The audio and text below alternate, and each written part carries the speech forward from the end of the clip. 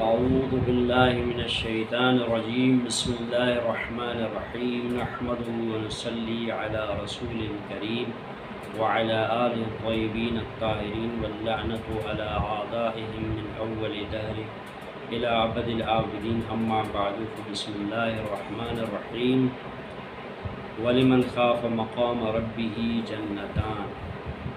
اصول کافی شریف کے احادیث کا سلسلہ ہے، اس میں بہت ہی ایک اہم موضوع ہے ہمارا کہ مومن کی شان یہ ہے، مومن کی صفت یہ ہے کہ ہمیشہ وہ ان چیزوں سے پرہیز کرتا ہے، ان چیزوں سے دور رہتا ہے جن چیزوں کو اللہ نے حرام قرار دے دیا ہے۔ تو اسی سلسلے میں داؤد ابن کثیر رکی نے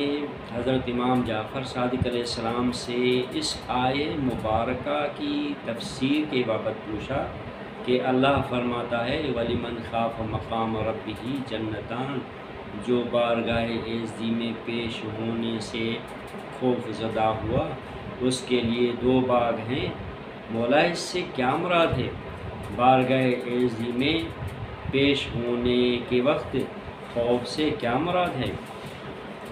تو آپ نے فرمایا من علم ان اللہ یراہ ویسمع ما یقولہ ویفعلہ من خیر او شر فیحجزہ ذلک عن القبیح من الاعمال۔ اب فرماتے ہیں کہ یہ وہ شخص ہے جو مقام ربوبیت کے روبرو پیش ہونے سے خوف زدہ ہوتا ہے، وہ شخص ہے جو جانتا ہے کہ وہ جہاں بھی ہے اللہ اسے دیکھتا ہے، وہ جہاں بھی ہے اللہ اس کی باتیں سن رہا ہے، تو جو وہ کہتا ہے اور وہ جو کرتا ہے اللہ اسے دیکھ رہا ہوتا ہے۔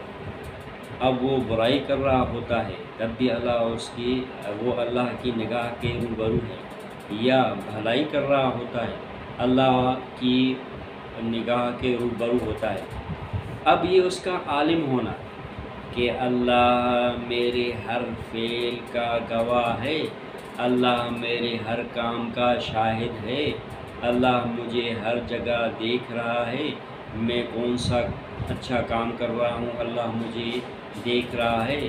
میں کون سی اچھی بات کر رہا ہوں اللہ مجھے سن رہا ہے، میں کون سا برا عمل انجام دے رہا ہوں اللہ مجھے دیکھ رہا ہے، کون سی بری بات کہتا ہوں، کون سی غیبت کر رہا ہوں، اور کہاں میں فتنہ ڈالنے کے لیے فتنہ اور باتیں کر رہا ہوں، فساد پھیلا رہا ہوں، اللہ مجھے دیکھ رہا ہے اور سن رہا ہے۔ جب اسے یقین حاصل ہو جاتا ہے کہ چیزیں اللہ سے پوشیدہ نہیں ہیں، تب یہ یقین اس کے لیے ان چیزوں سے بچنے کی ڈھال ہوتا ہے، وہ اسے منع کرتا ہے کہ ان چیزوں سے بچے رہو، برائیوں سے بچے رہو۔ تو اب یہ اس کا علم اور یقین ڈھال بن جاتا ہے جس کی وجہ سے وہ تمام برے اعمال چھوڑ دیتا ہے۔ اس کو کہتے ہیں کہ وہ روبروئے بارگاہ عزتی میں پیش ہونے سے ڈرتا ہے۔ اگر وہ پیش ہوا اور اس کے اعمال بد اعمال وہ ظاہر ہو جائیں گے، جیسے کہ آیت کریمہ میں ہے کہ یوم تبلی السرائر، قیامت کے دن ساری رازدانیاں، سارے بھید کھل کر سامنے آ جائیں گے۔ تو برائیوں کے بھید کھلنے سے جو شخص خوف زدہ ہوتا ہے تو وہ بارگاہ عزتی میں اس طرح پیشی سے جب خوف کھاتا ہے تو ان چیزوں سے پرہیز کرتا ہے۔ اب یہاں پر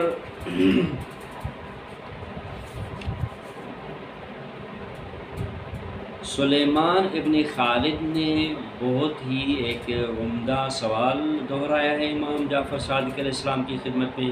وہ کہتا ہے کہ میں نے امام جعفر صادق علیہ السلام سے سوال پوچھا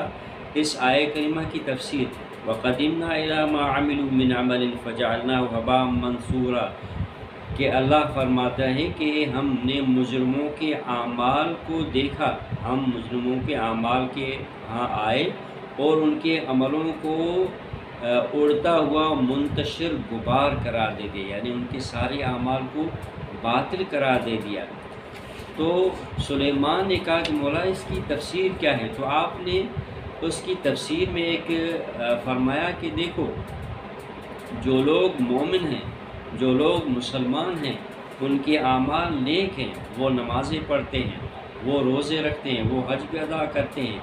حتیٰ کہ جب دیکھا جائے تو ان کے اعمال اتنے شفاف ہیں کہ جیسے بہت ہی شفاف اور سفید کپڑا ہوتا ہے،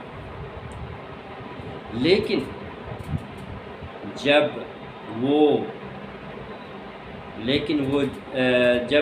وہ پردے کے پیچھے کسی گناہ کا انجام دینے کے روبرو ہوتے ہیں تو اسے انجام دے دیتے ہیں، اس گناہ کو کر گزرتے ہیں، سمجھتے ہیں کہ لوگ ہمیں نہیں دیکھ رہے، کوئی ہمیں نہیں دیکھ رہا، یعنی پردے کے پیچھے جب انہیں کوئی گناہ پیش آ جاتا ہے تو وہ گناہ کر ڈالتے ہیں۔ اب یہاں پر امام علیہ السلام فرماتے ہیں کہ جو لوگ ظاہر میں بظاہر اچھے اعمال انجام دیتے ہیں، لیکن پس پردہ جیسے ہی گناہ کا کوئی کام ان کو روبرو ہوتا ہے، ان کو پیش آ جاتے ہیں، اسے کر گزرتے ہیں، یعنی گناہ کو ارتکاب کر دیتے ہیں، تو جو ان کے ظاہری اچھے اعمال ہیں اللہ ان کے ان ظاہری اعمال کو باطل قرار دے دیتا ہے، کیونکہ حقیقت میں وہ لوگ اللہ کے مطیع ہیں ہی نہیں، وہ تو لوگوں کے لیے دکھاوا کر رہے ہیں،